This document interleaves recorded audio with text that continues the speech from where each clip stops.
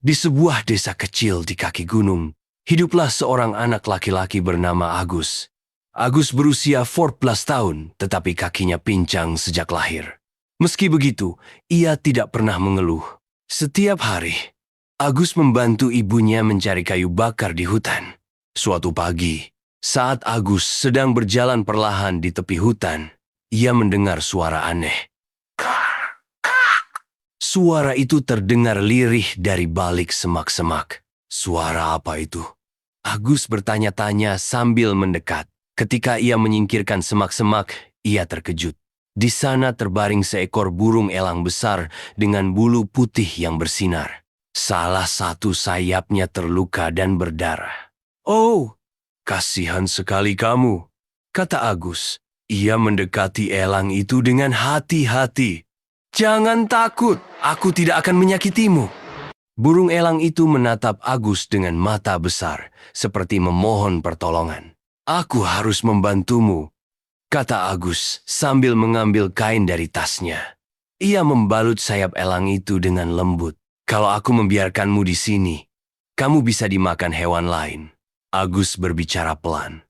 Ia memutuskan untuk membawa burung itu pulang meskipun tahu ibunya mungkin akan marah. Setibanya di rumah, ibunya terkejut. "Agus, apa yang kamu bawa itu?" tanya ibu dengan nada khawatir. "Ini burung elang, Bu. Ia terluka. Aku harus merawatnya," jawab Agus tegas. "Tapi burung itu besar sekali. Bagaimana kalau ia membahayakan kita?" tanya ibunya lagi. "Tidak, Bu. Lihatlah matanya. Dia hanya butuh bantuan," kata Agus sambil menatap elang itu. Ibu Agus menghela napas.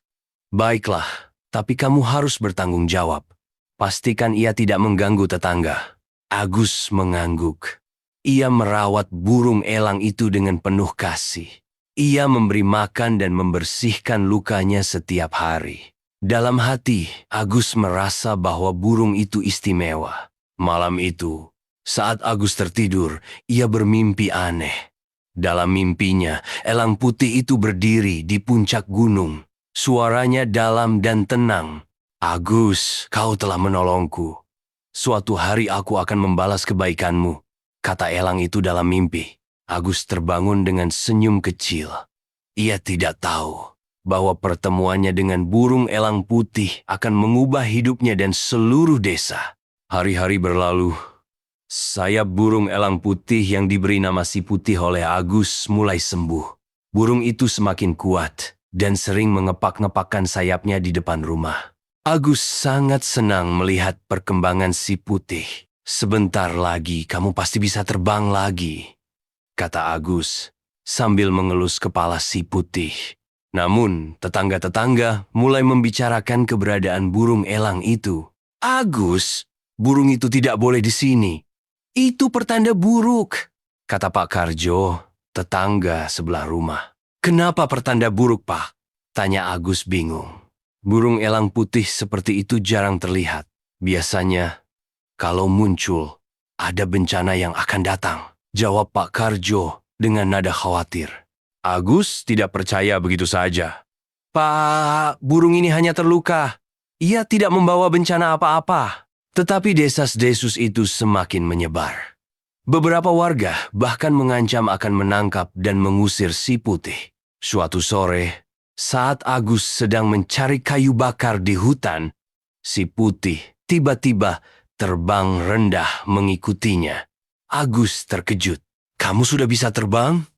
tanya Agus dengan senang. Si Putih mengeluarkan suara kraak, seperti mencoba berbicara. Lalu tanpa diduga, burung itu terbang lebih tinggi dan berputar-putar di udara, seolah meminta Agus mengikutinya. "Kau mau menunjukkan sesuatu?" Agus bertanya penasaran. Ia mengikuti arah terbang Si Putih yang menuju ke puncak gunung. Setelah berjalan cukup jauh, Agus sampai di sebuah tebing. Dari sana, ia bisa melihat hutan yang lebat. Namun pemandangan itu membuatnya terkejut. Pohon-pohon besar ditebang, meninggalkan tanah yang tandus. Ini buruk sekali," kata Agus. Ia tahu tanah yang gundul akan membuat desa di bawahnya rawan banjir dan longsor. Si putih terbang rendah dan mengeluarkan suara keras, seolah memperingatkan Agus bahwa bahaya sudah dekat. Agus segera berlari kembali ke desa untuk memberitahu warga. Di desa, Agus mencoba meyakinkan penduduk. "Pak, Bu, saya melihat hutan di atas gunung sudah rusak parah. Kalau tidak segera ditangani, kita bisa terkena banjir." Agus berusaha menjelaskan. Namun banyak yang tidak percaya. "Ah, itu cuma cerita anak kecil," kata Pak Karjo. "Hutan itu jauh di atas sana. Tidak mungkin banjir sampai ke desa." Tambah yang lain. Agus frustrasi. Hanya ibunya yang percaya padanya. "Kita harus melakukan sesuatu, Gus. Kalau tidak ada yang mau mendengar, kita harus melindungi desa sendiri," kata ibu. Agus merasa putus asa, tetapi ia tidak mau menyerah. Ia terus mencari cara untuk menyelamatkan desa dan melindungi si putih. Burung elang putih dan sang anak. Klimaks. Keesokan harinya, langit mulai mendung. Awan gelap menggantung di atas desa dan angin bertiup kencang. Agus merasa waktunya semakin sempit. Ia memutuskan untuk kembali ke hutan bersama si putih, berharap menemukan cara lain untuk menyelamatkan desa. Di tengah perjalanan, si putih kembali terbang tinggi dan berputar-putar di langit. Ia kemudian turun mendekati Agus dan mencengkeram lengan baju anak itu dengan cakarnya. "Kau mau aku ikut denganmu?" Agus bertanya. Si putih mengeluarkan suara keras. Krak. Tanpa ragu, Agus memegang erat bulu-bulu si putih. Burung itu mengepakkan sayapnya yang besar dan membawa Agus terbang ke puncak gunung. Dari puncak gunung, Agus melihat sesuatu yang mengejutkan. Ada sungai besar yang airnya mulai meluap karena longsoran tanah dari hutan yang gundul. Sungai itu mengarah langsung ke desa. Jika banjir datang, semua rumah bisa hanyut. Agus turun bersama si putih dan berlari kembali ke desa secepat mungkin. Setibanya di sana, ia berteriak, "Semua orang, dengarkan saya. Banjir besar akan datang dari atas gunung.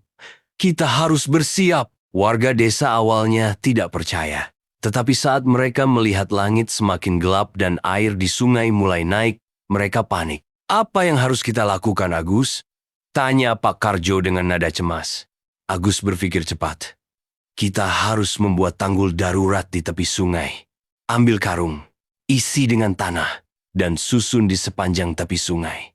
Warga mulai bergerak. Mereka bekerja bersama, mengisi karung dengan tanah dan menyusunnya seperti tembok. Si putih membantu dengan terbang ke sana-sini, memantau keadaan dari atas, dan memberi peringatan jika ada bahaya. Namun, air terus naik dengan cepat. Salah satu tanggul hampir jebol. Agus berlari ke sana dan mencoba memperbaikinya. "Agus, hati-hati!" teriak ibunya dari kejauhan. Tiba-tiba arus sungai menghantam tanggul dengan keras.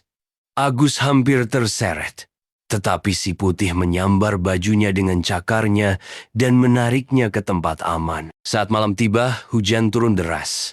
Air sungai mencapai puncaknya, tetapi tanggul buatan warga berhasil menahan aliran air. Setelah beberapa jam, hujan mulai reda dan air sungai perlahan surut. Warga bersorak gembira. "Kita selamat!" teriak mereka. Pak Karjo mendekati Agus dan berkata, "Agus, kau benar-benar menyelamatkan kita semua. Maafkan kami karena tidak percaya padamu sebelumnya." Agus hanya tersenyum. Ia melihat ke arah si putih yang berdiri di atas pohon, memandang ke desa dengan bangga. Setelah kejadian itu, warga mulai menanam pohon kembali di hutan yang rusak. Mereka sadar bahwa menjaga hutan adalah tanggung jawab bersama. Agus menjadi pahlawan kecil di desanya, dan si putih kembali terbang ke gunung. Tetapi sesekali ia datang.